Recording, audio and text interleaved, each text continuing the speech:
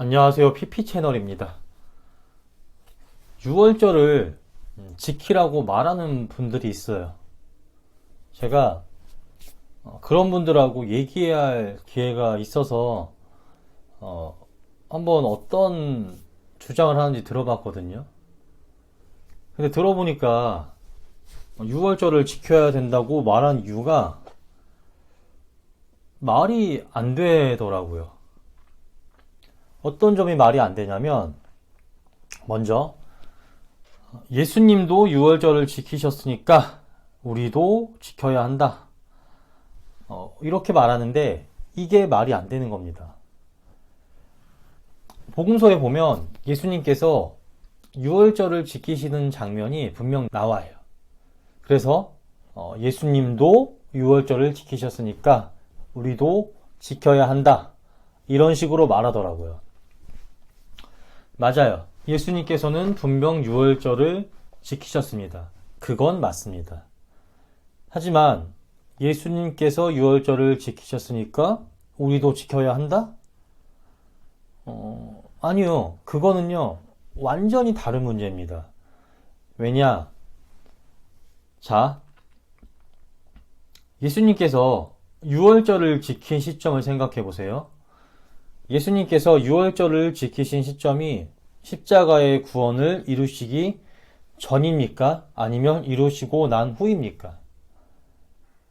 네, 십자가의 구원을 이루시기 전이죠. 그래서 예수님께서 6월절을 지키셨던 거예요. 출애굽과 6월절의 구원은 예수님이 이루실 구원에 대해 어느 정도만, 아주 조금만 알려주는 모형이자 그림자였습니다. 어린 양의 피로 구약의 하나님 백성 이스라엘을 죽음으로부터 구한 것은 예수님 피로 이룬 대속에 대한 모형이자 그림자. 이집트의 압제에서 구약 하나님 백성인 이스라엘을 구원한 출애굽의 구원은 죄악 아래 압제당한 자들을 구원하신 예수님 구원의 모형이자 그림자였어요. 구약시대는 아직 예수님이 오시기 한참 전이잖아요. 예수님을 전혀 알 수 없는 시기였잖아요. 그래서 하나님께서는 당시 사람들이 알 수 있는 방법으로, 이해할 수 있는 방법으로 자신의 구원에 대해 알려주셨는데, 그게 바로 출애굽의 구원과 6월절이었습니다. 당시 사람들은 예수님을 믿지 않아도 출애굽의 구원을 경험하고 이를 행하신 하나님을 기념하는 6월절을 지킴으로 하나님의 백성으로 살아갔습니다. 하지만 이것들이 예수님이 이루실 완전한 구원에 대해서는 온전히 알려주지는 못하잖아요. 근데 하나님이 이루실 완전한 구원에 대해 어느 정도만, 아주 조금만 알려줄 뿐이지 온전하게 알려주지는 못합니다. 말 그대로 진짜 실체를 어느 정도만 가늠하게 해주는 모형이자 그림자일 뿐이죠. 그러다 보니 진짜가 아니다 보니 진짜 예수님의 구원이 이루어지면 다 필요 없어지는 것들입니다. 자, 생각해 보세요. 우리가 출애굽의 구원을 받고 하나님의 백성이 됐나요? 예수님께서 우리를 출애굽의 구원으로 구원하셨나요? 아니죠. 근데 왜 우리가 출애굽의 구원을 기념하는 6월절을 지켜야 할까요? 출애굽의 구원은 예수님의 구원을 알 수 없는 구약시대 이스라엘에게만 유효한 거예요. 그러니 출애굽의 구원을 기념하고 감사하는 6월절을 지금 신약시대에 사는 사람들은, 우리들은요, 지킬 필요가 없는 겁니다. 진짜 구원을 이루신 예수님을 믿고 사니까 더 이상 6월절을 지킬 필요가 없는 거예요.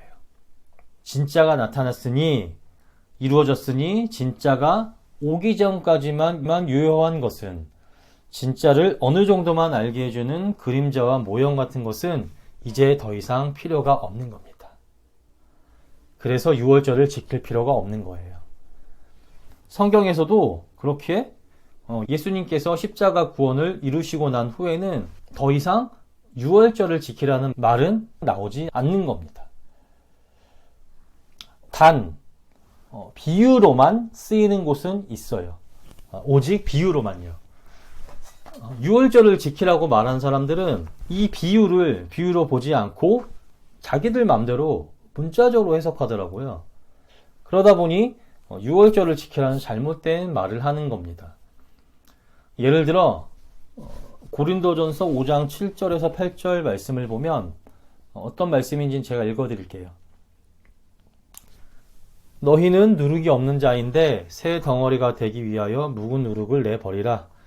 우리의 유월절 어린 양 곧 그리스도께서 희생되셨느니라. 이러므로 우리가 명절을 지키되 묵은 누룩으로도 말고 악하고 악에 찬 누룩으로도 말고 누룩이 없이 오직 순전함과 진실함의 떡으로 하자. 이 말씀에서는 묵은 누룩을 버리라고 하는데 이는 누룩을 넣지 않는 빵을 먹었던 유월절에 대한 비유입니다. 그 다음 유월절 얘기가 연결해서 나오는 것을 보니 유월절에 대한 비유인 게 확실해요. 누룩은 성경에서 퍼지는 것과 부정함에 대한 비유로 쓰여요. 그러면 묵은 누룩을 버리라는 말은 부정함을, 거룩하지 못한 것을 버리라는 비유적인 의미가 됩니다. 그 다음 유월절 어린 양 예수께서 희생되셨다고 하는데 예수님이 진짜 어린 양인가요? 진짜 유월절에 희생된 어린 양이십니까? 아니잖아요. 비유죠. 어린 양의 피로 죽음을 넘기고 대속했던 유월절의 이미지를 가져와 예수님께 대입한 겁니다. 말 그대로 비유입니다.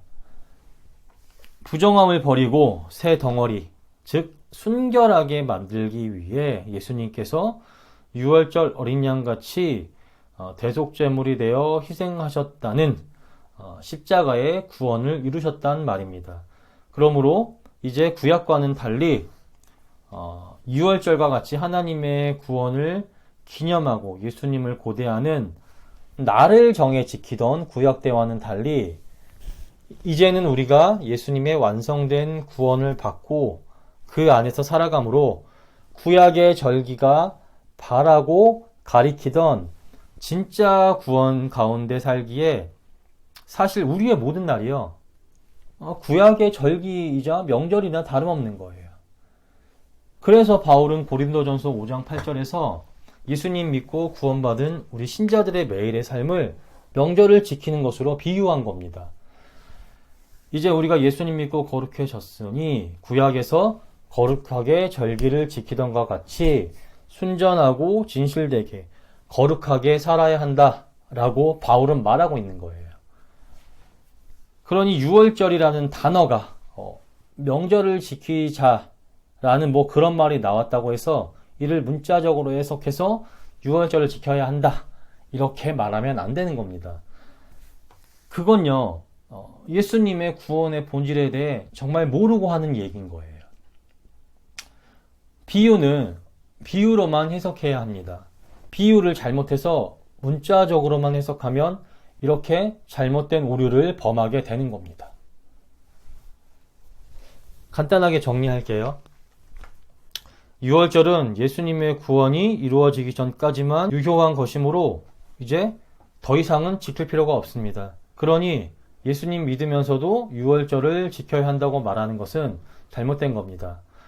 이는 예수님께서 이루신 구원의 본질도 모르고 성경도 모르고 하는 아주 잘못된 주장입니다.